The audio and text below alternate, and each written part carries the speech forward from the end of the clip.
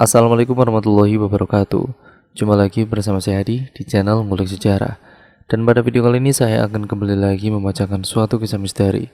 Kali ini masih tetap berjudul Kutuk, yang kali ini memasuki part yang kedua ya teman-teman. Jadi untuk kalian yang belum menonton part sebelumnya, saya sarankan untuk kalian menontonnya terlebih dahulu agar kalian mengerti keseluruhan alur ceritanya dari awal sampai akhir. Yuk, daripada kita lama-lama, daripada kita penasaran bagaimana kelanjutan ceritanya, mari kita langsung saja menuju ke kelanjutan ceritanya ya teman-teman. Perhatikan baik-baik karena ceritanya akan segera saya mulai lagi.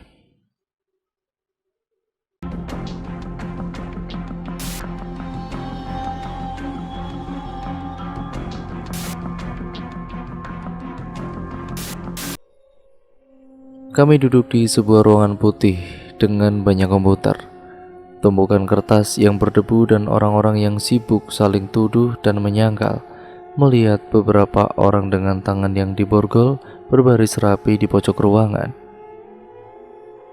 Aku memperhatikan pria parubaya di depanku ini yang fokus dengan komputer miliknya, seraya terus bertanya tentang masalah apa yang terjadi. Kemudian dia beralih menatapku. Jadi apa benar kamu melakukan pembunuhan tersebut? Sumpah pak, saya nggak ngelakuin itu pak. Nggak mungkin saya bunuh ibu saya sendiri. Masih bohong aja kamu. Udah ada bukti kamu masih mau menyangkal. Ucap Om Adam di sebelahku seakan muak dengan pernyataanku yang itu saja. Lah ini nggak bohong om. Dadaku mulai naik turun, muak rasanya dituduh pembunuh, dan pembunuh. Apa sebenci itu kalian sampai berbuat ini kepadaku? Sudah, tolong Pak Adam untuk tenang terlebih dahulu. Boleh saya cek CCTV-nya? Ucap lelaki itu menengahi, lalu kemudian mengulurkan tangannya, meminta salinan CCTV yang sedari tadi Om Adam sebut sebagai barang bukti. Ini Pak, dan ini bukti video pernyataan saksi. Dia Sandi Pak, anak buah ayah saya yang ada di tempat kejadian tersebut. Ucapnya sembari memberi salinan CCTV dan juga ponsel pipi miliknya. Pria berseragam coklat itu sigap menanggapi dan langsung melihat bukti yang diberikan. Lalu beralih ke komputer di samping kanannya untuk mengecek CCTV di tempat kejadian perkara. Mana Pak? Mana pembunuhan yang Anda maksud? Ini hanya file kosong. Ucapnya bingung seraya mengotak-ngatik file tersebut. Tapi nihil, tetap saja file tersebut kosong. Nggak mungkin Pak, nggak mungkin. Saya udah ngecek kok sebelum kesini bahwa filenya itu ada. Ucapnya tidak terima. Wajahnya pucat pasi, bibirnya bergetar, tangannya mengambil ponselnya cepat yang berada di atas meja. Halo ayah. Ayah, Kak Aisyah. Belum selesai dia berbicara, terdengar jelas suara teriakan amarah dari ujung telepon itu. Kemudian bunyi sambungan terputus terdengar setelahnya. Kami semua menatapnya bingung, tidak mengerti apa yang tengah terjadi. Dia berusaha menguasai air mukanya, kemudian berbalik dengan kalimat yang sangat membingungkan. Maaf Pak, saya tarik tuntutan saya. Lalu dia pergi tanpa penjelasan dari satu kalimat yang terlontar. Punggungnya menurun tampak lesu. Aku masih sibuk mencerna kejadian demi kejadian malam ini. Semuanya terjadi begitu cepat, tanpa ingin menungguku untuk paham. Aku masih terlena dengan pemikiranku sendiri, tanpa sadar Ibu Ani yang berpamitan untuk pulang terlebih dahulu karena ada urusan mendesak. Bodoh. Tuan Besar Sanjana telah marah. Suara pecahan kaca di hadapannya terdengar nyaring, semakin memecahkan suasana. Wajahnya memerah, giginya mengatup rapat. Maaf ayah, tapi gadis itu membunuh ibunya sendiri. Ucapnya tidak mau kalah berdiri tegap, tidak tergoyahkan. Kamu bodoh Adam. Sudah berapa tahun kamu tinggal sama ayah tapi masih belum mengerti? Dia memegang kepalanya sesaat lalu melanjutkan kembali ucapannya yang belum tuntas. Kalau sempat tadi polisi menyelidiki tuntutan konyol kamu itu, maka kita semua akan masuk penjara. Bisnis kita akan hancur, Adam. Kamu ngerti gak sih? Mata lelaki tua itu membelalak, seperti akan keluar pergi dari tempatnya. Jika saja dulu Danu tidak membangkang, maka dia tidak akan kehilangan pewarisnya yang sangat kompeten. Bukan Adam yang lemah dan selalu membalas hal yang tidak penting. Adam tidak cukup bagus baginya untuk bisa mengurus semua bisnis miliknya ini. Ayah sekarang masih bisa mikirin bisnis kotor ayah itu. Nyawa Kak Aisyah melayang, ayah, di tangan putrinya sendiri. Ucapnya tidak mau kalah. Dia bahkan berani menatap mata ayahnya tanpa rasa takut. Dia pantas untuk mati, maka tidak ada lagi yang perlu kamu khawatirkan sekarang. Dan hapus rasa cintamu pada kakak iparmu sendiri. Sinar matahari membias di ruangan itu, menembus tirai putih yang menutupi jendela kaca. Tuan Sanjana meniupkan asap putih dari cerutunya itu ke udara. Duduk di kursi kebesarannya bagaikan sang raja. Dia mengangkat tangan kanannya, kemudian menggerakkan jari telunjuknya dan tengahnya secara bersamaan, memanggil Sandi, tangan kanannya untuk mendekat ke arahnya. Kamu sudah urus pemakaman Aisyah. Tutupi masalah ini segera, jangan sampai media atau para polisi bodoh itu tahu. Jika ada saksi, segera tuntaskan. Ucapnya tanpa menoleh sedikit pun ke arah anak buahnya itu. Kemudian pria dengan setelan formalnya itu mengangguk lalu berlenggak pergi. Tuan Besar Sanjana menyeruput kopi hitamnya. Sinar matahari menampakkan uap panas yang mengepul, bersamaan dengan lelaki yang memiliki tinggi semampai itu masuk membawa amarah yang menggebu. Ayah yang bunuh Kak Aisyah? Tanyanya dengan tatapan intens. Bukan ayah, tapi dia, ucap Tuan Sanjana seraya melirik ke arah pintu dengan ukiran yang berada di ujung ruangan, lalu meletakkan cangkir kopinya di meja. Ayah yang memerintah. Intonasinya semakin meninggi. Kemarahannya sudah memuncak, tangannya mengepal menahan amarah yang ingin melonjak keluar. Sudahlah Adam, ayah masih banyak urusan, sebaiknya kamu pergi, sebelum kamu menyesali perbuatan kamu sendiri. Pria dengan kedip di wajahnya itu menunjuk Adam, lelaki yang berdiri tepat di hadapannya tanpa rasa takut. Mau sampai kapan ayah bersekutu dengan setan? Rela membunuh keluarga sendiri demi uang. Sampai Bang Danu juga ayah kan yang bunuh. Adam tahu ya, Adam tahu semua perbuatan keji ayah. Telinga Tuan Sanjana mengeluarkan asap. Wajahnya merah padam. Sudah cukup sepertinya amarah yang ditahan sejak tadi. Adam sudah sangat keterlaluan dan brak. Suara gebrakan meja itu memecah memenuhi ruangan, membawa rasa mengintimidasi yang teramat dalam. Kamu sudah melewati batas, Adam. Ayah melakukan ini semua demi siapa? Demi kalian. Biar bisa hidup enak, gak susah kayak dulu. Apa kalian pernah makan nasi basi? Saking nahan lapar sampai rasanya mau mati. Ayah lakuin ini semua demi kalian, sarkasnya. Kamu berani ngelawan ayah, membangkang kayak Danu. Kamu tahu konsekuensi apa yang bakal kamu dapat. Camkan itu. Ucapannya tegas, tidak ada yang berani melawan setiap kata yang diucapkan oleh Tuan Besar Sanjana.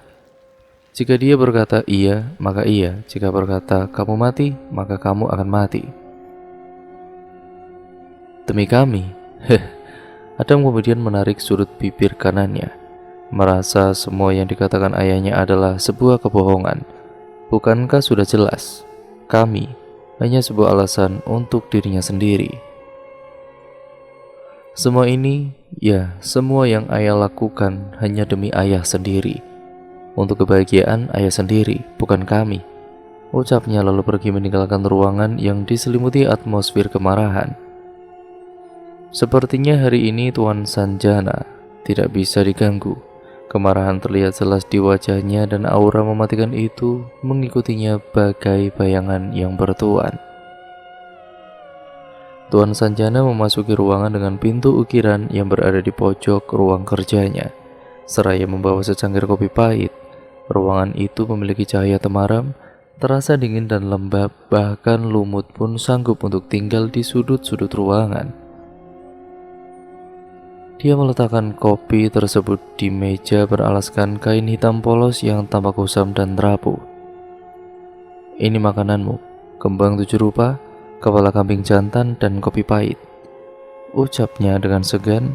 Dia fokus pada satu titik kain putih yang menjuntai lurus di belakang meja itu, seolah sebuah pembatas antara dia dan juga seseorang yang berada di baliknya. Ada sebuah tangan menjulur keluar mengambil kepala kambing yang dijadikannya sebuah persembahan dengan aroma dupa yang menyeruak masuk ke indera penciumannya. "Terima kasih lagi untuk tempo hari. Berikan aku uang yang jauh lebih banyak, maka aku akan berikan 1 ekor kerbau." "Tidak tuan, 2 ekor kerbau atau tidak sama sekali," suaranya menggema di ruangan itu. "Baik, akan kuberikan 2 ekor kerbau," ucapnya menyetujui. Dia mengusap dagunya perlahan seraya berkata, "Kau ada saran siapa yang menjadi penerusku? Adam tidak cukup kompeten untuk itu. Bisa-bisa semua bisnis penyelundupan narkobaku hancur berantakan." "Gadis itu tuan, dia punya darah dan aura seorang pewaris. Masa percobaan yang kulakukan padanya hampir selesai. Sebelum itu singkirkan anak bungsumu dulu. Dia adalah lubang besar yang membawa bencana, dan jadikan dia sebagai persembahan untukku," ucap makhluk di balik kain putih itu. Diikuti sebuah kekehan di akhir kalimatnya. "Akan kulakukan segera." Dia menarik kedua sudut bibirnya, menampakkan deretan gigi putihnya. Sebuah kemenangan besar keluarga Sanjana ada di depan mata. Apapun akan dilakukannya demi kekuasaan dan juga harta benda. Aku terduduk lemas di kamarku, di ujung ranjang putih dengan cahaya lampu yang menyelimuti ruangan. Syok, terlalu terkejut dengan semua kejadian yang aku alami. Belum selesai masalah yang satu, muncul masalah lain yang semakin memperburuk keadaan. Air mata yang sedari tadi kutahan lolos di permukaan membasahi pipiku. Terlalu sedikit sampai air mata ini enggan untuk keluar dan jatuh. Mendengar berita buruk yang dibawa oleh Om Adam tadi membuatku semakin dalam jatuh terpuruk di jurang gelap tanpa celah. Hatiku tersayat dan terluka semakin buruk, hancur bagai kaca pecah yang terhempas. Tidakkah cukup Tuhan mengambil semuanya dariku? Kebahagiaan, keluarga, dan mungkin Tuhan akan mengambil teman-temanku. Apa aku memang pembawa sial? Semua orang yang berada di dekatku akan hancur atau mungkin mati karena diriku. Aku terisak di dalam dingin dengan angin yang membawa sepi. Aku mengusap pipiku yang basah, mataku yang sembab tidak lagi bisa ku sembunyikan. Aku meringkuk memeluk diriku sendiri. Sudah cukup aku lelah dengan semua ini. Rasanya aku ingin mati, mengakhiri semuanya. Sinar kekuningan membias di ruangan kecil itu, membuat tirai putih yang menghalangi cahaya untuk masuk tanpa kemerahan. Aku terperanjat dari duduknya saat mendengar suara lirih tidak bertuan dari balik lemari kayu di ujung ruangan. "Alana." Suara itu terdengar lagi, kini semakin lirih nyaris tidak terdengar. Suaranya menyayat hati, bagai mengantar rasa sakit dan kepedihan. "Alana." Suara itu lagi. Kali ini terdengar dari balik pintu kamar mandi yang berhadapan langsung dengan pintu kamar. Aku bergetar menatap pintu kayu dengan ventilasi kecil di atasnya.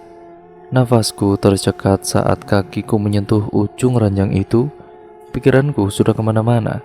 Rasa takut itu menjalar ke seluruh tubuhku, menyatu dengan darah. Seperti tahu niatku yang ingin pergi dari situ. Suara pintu terkunci terdengar jelas di telingaku. Aku ingat jelas kunci kamarku itu aku simpan di laci meja, bukan tercantol di lubang kunci. Aku berlari cepat ke arah pintu itu, memutar kunci agar dia bisa lolos dari perasaan menakutkan ini. Tapi sekuat apapun aku mencoba dan membuka pintu itu, Yang aku dapatkan hanya rasa lelah. Pintu itu sekeras batu, seolah ada seseorang yang menahan agar pintu itu tidak bisa terbuka. Aku berteriak berharap ada orang yang membantuku untuk keluar dari sini. Tolong, tolong, siapapun tolong aku. Bu Ani, Risa, Tari. Sudah berulang-ulang kali, aku berteriak, tapi tidak ada satupun orang yang membukakan pintu. Seolah suaraku diredam oleh amarah makhluk di balik kamar mandi itu. Dadaku naik turun berusaha mengatur napas dari rasa takutku. Serak. Tirai jendela itu menutup dengan kencang seolah dihempas oleh tangan tanpa wujud. Alana. Suara itu lagi, kini lebih lantang dan jelas terdengar di telingaku. Perlahan namun pasti sebuah tangan terjulur keluar dari balik tembok di samping pintu kamar mandi. Tangannya pucat pasi dengan kuku panjang tidak terurus yang menghitam. Rambut gimbal panjang berwarna hitam keluar perlahan lalu diikuti kaki kecil penuh luka terkoyak yang membusuk. Bau anyir dan bangkai tercium jelas, rasanya ingin muntah. Isi perutku bergejolak merangkak naik, memaksanya untuk muntah kala itu. Tapi tidak lagi mampu untuk menahannya. Aku memuntahkan isi perutku. Cairan hitam pekat membasahi lantai dengan beberapa belatung yang meliukkan badannya. Napasku tercekat di tenggorokan. Wanita di hadapanku ini sungguh menyeramkan. Aku tidak bisa menggerakkan badanku sedikit pun. Seolah kakiku dipaku, tubuhku diikat oleh rantai tidak terlihat. Ujung mataku telah basah, susah payah aku menahan takut yang ingin menyeruak keluar. Bibirku keluh, tidak bisa mengeluarkan sepatah kata pun. Mataku hanya fokus pada makhluk di depan sana. Awalnya makhluk itu transparan, kemudian semakin lama bentuknya semakin jelas. Wanita parubaya dengan wajah rusak dan gigi hitam bertaring. Badannya tinggi besar, bahkan kepalanya menyentuh plafon kamar. Dia memakai gaun putih kusam yang telah sobek dengan banyak noda darah. Kain di bagian dadanya bolong, menampakkan dengan jelas bagian dadanya yang menjuntai hingga menyentuh paha miliknya. Bau anyir itu semakin menusuk hidung. Ada bolongan di kepalanya seperti bekas tembakan. Wanita itu semakin mendekat, berjalan perlahan membawa rasa intimidasi. Dan bodohnya aku tidak bisa mengendalikan tubuhku sendiri, bahkan mengeluarkan suara pun benar-benar susah. Aku merasakan bibirku ini nyeri, sakit dan semakin sakit. Aku berusaha menggerakkan tanganku dan berhasil menyentuh bibirku yang seperti dijahit. Dengan tangan bergetar, aku menyentuh bibirku sendiri dan benar saja ada tali tipis yang menjahit bibirku seperti tali untuk memancing. Darah membasahi kedua tanganku, bahkan menetes ke lantai. Air mataku sudah tumpah menerima rasa sakit ini. Tidak bisakah bunuh saja aku daripada menyiksaku seperti ini? Pori-poriku kembali mengeluarkan keringat dingin. Tenagaku terkuras habis, tubuhku lemah. Aku menatap wanita itu pasrah. Terima saja apa yang akan dia perbuat kepadaku. Tangannya terjulur ke arahku, mengusap pipiku yang basah dengan tubuhnya yang sedikit membungkuk turun. Alana, ini ibu, ucapnya lirih. Bulir bening menetes jatuh dari mata hitamnya. Seolah seperti sihir ajaib wanita itu perlahan berubah, tubuhnya mengecil seperti orang normal.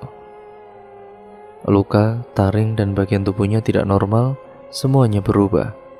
Menampakkan wujud ibuku yang berpakaian serba putih, wajahnya halus dan juga cantik.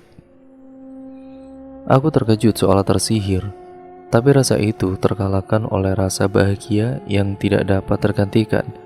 Air mataku lolos keluar, pundakku bergetar.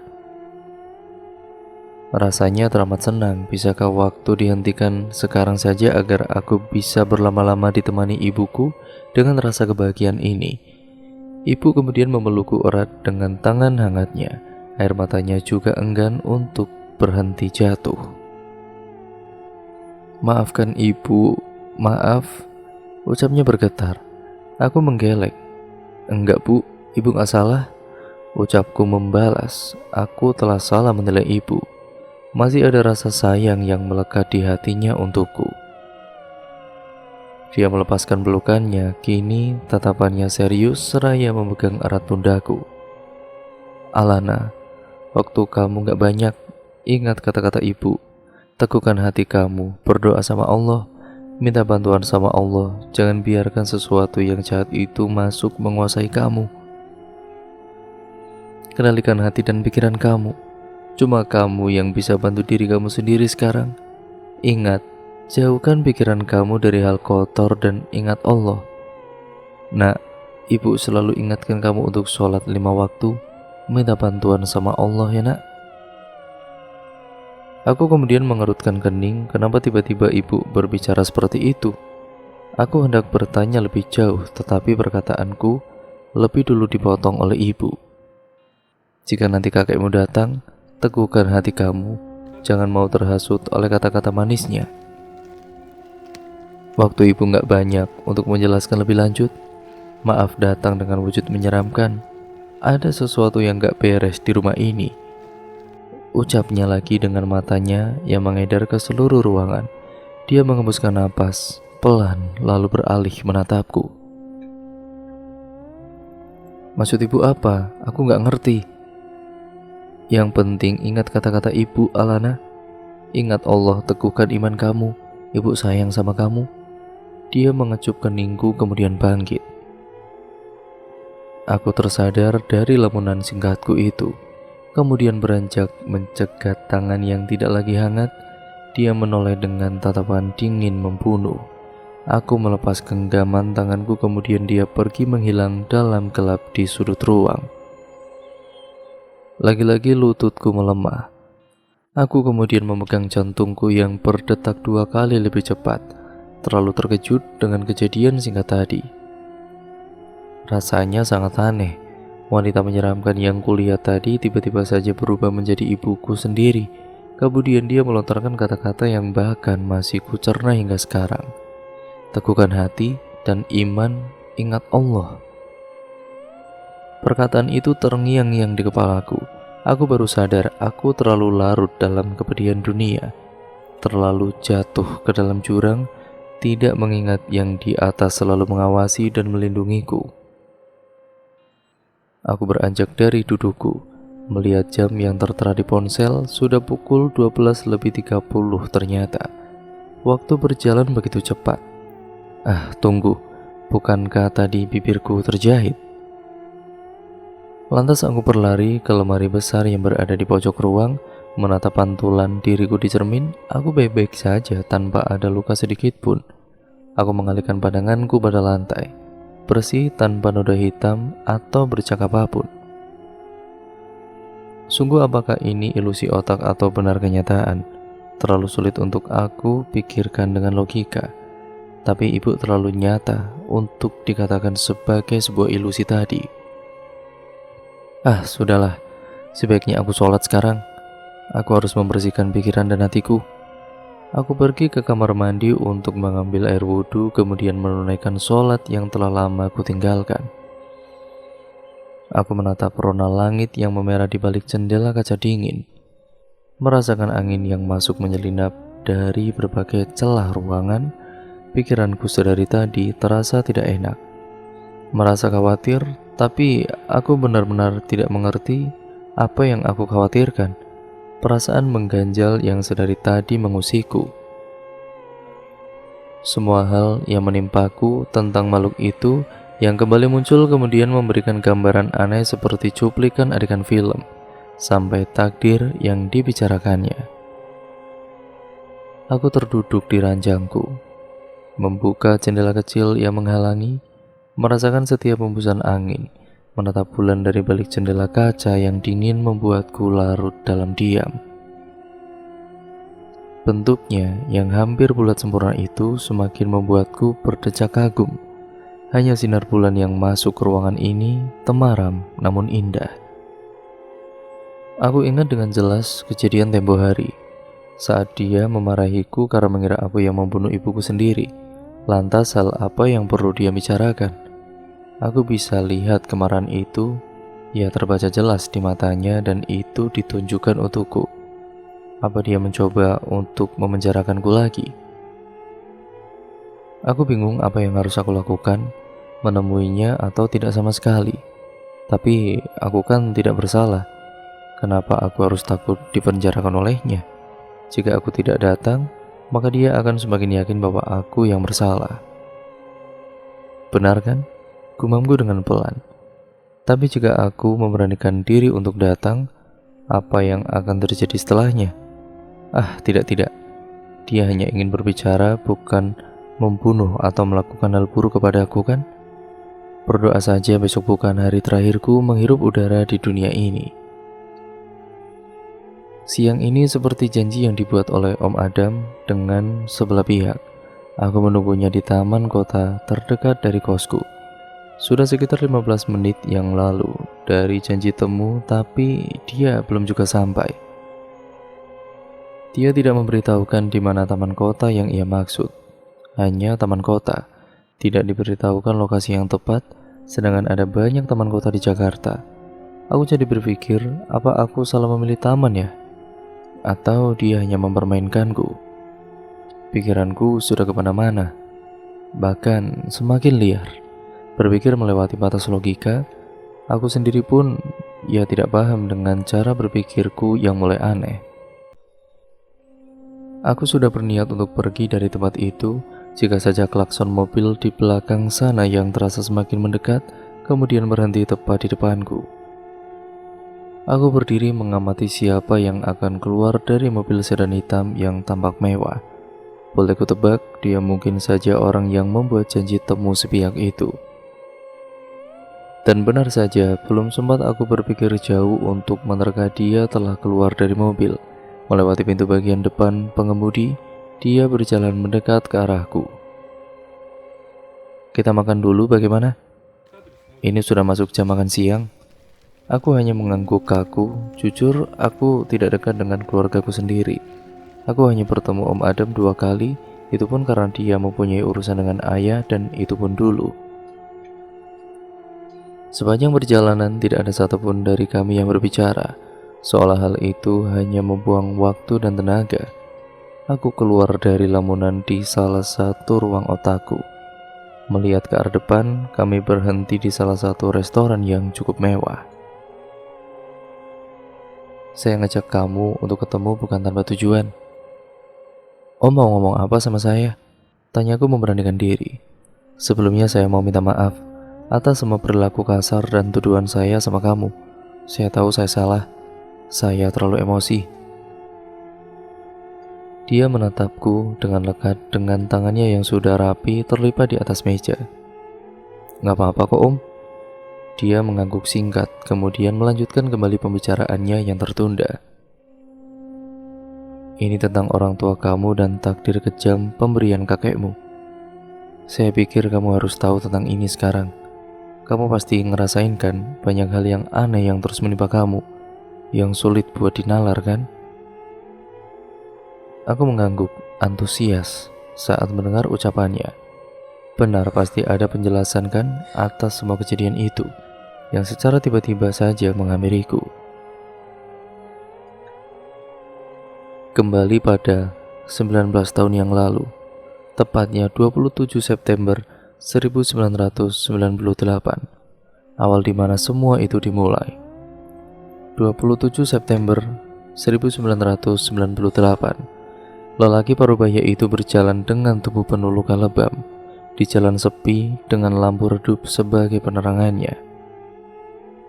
Malam saja sepertinya enggan untuk memberi hangat, hanya dingin yang menghantar masuk ke dalam tubuh. Dia duduk di emperan toko. Kakinya sudah lemah untuk menopang berat tubuhnya. Pandangannya sudah kabur karena pening di kepalanya yang menyerang tanpa ampun.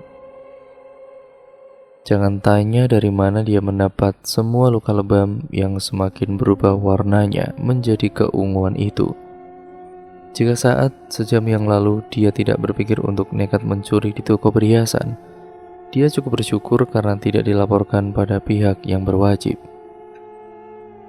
Malam sudah semakin larut, bulan purnama saja turut sedih dengan kondisi mengenaskan pria parubaya itu. Perutnya sudah berbunyi minta diisi, tapi sekedar membeli nasi pun dia benar-benar sangat susah. Bayangan tentang anak-anaknya yang tersenyum itu membuatnya menarik kedua ujung bibirnya untuk tersenyum, walau diiringi dengan suara rintihan menahan sakit. Dia rela tidak makan dan menahan pedih asalkan anak-anaknya makan dan mendapatkan sekolah yang layak. Perutnya seakan sudah kebal hanya diisi dengan air putih dan nasi basi yang tidak layak untuk disebut makanan. Dia meneguk ludahnya dengan kasar. Kesadarannya sudah semakin hilang. Matanya sembab karena tangis yang sudah membanjiri sedari tadi, berakhir dengan tubuhnya yang tergulai lemas di lantai dingin penuh debu. Dia kemudian membuka matanya setelah berjam-jam tidak sadarkan diri, menahan masuk sinar putih yang menembak langsung retina matanya. Tubuhnya terasa remuk dan sakit walau tidak sesakit tadi. Dia bangun dari tidurnya terduduk di ranjang kecil dalam ruangan asing yang tidak tahu di mana, memeriksa wajahnya yang sepertinya diberi sedikit salep dan beberapa plester yang menempel. Kemudian disibaknya kain tipis yang digunakan sebagai selimut, menuju pintu kayu yang tampak usang, namun belum sempat dia membuka pintu. Pintu itu ternyata lebih dulu terbuka lebar, menampakkan lelaki tua dengan uban yang memenuhi kepalanya, beserta kulit keriput yang tidak luput menjadi perhatiannya. "Kamu sudah bangun?" tanyanya basa-basi, kemudian mengarahkan pria di hadapannya untuk duduk di kursi dekat jendela kamar. Kemudian meletakkan segelas air putih di atas meja. Dia sendiri duduk di seberang lelaki yang tampak bingung itu. "Minum dulu," ucapnya seraya menyodorkan air yang dibawanya tadi. "Nama kamu?" "Ratra, Pak Ratra Sanjana." Pria bernama Ratra itu meminum air yang telah disodorkan untuknya, meneguknya sampai habis. "Makasih Pak minumannya Pak." "Sama-sama." Sesaat mereka hanya berbagi senyum, namun kembali membuka pembicaraan. "Bapak sendiri siapa namanya? Kok saya bisa di sini ya Pak?" Canggung dan segan itu yang dirasakan Ratra sekarang. Tangannya hanya diselipkannya di antara pahanya. "Saya Pak Joko, sebut saja seperti itu. Saya nemuin kamu di emperan toko, dan kamu gak sadarkan diri, lebam-lebam lagi mukanya. Maaf jika saya lancang telah membawa anak Ratra ke rumah saya. Saya pikir gak baik kalau kamu di emperan toko gitu. Mau ke rumah sakit juga jauh." Lelaki tua itu menyunggingkan senyumannya dengan penuh rasa sopan. "Saya yang seharusnya meminta maaf karena ngerepotin Bapak.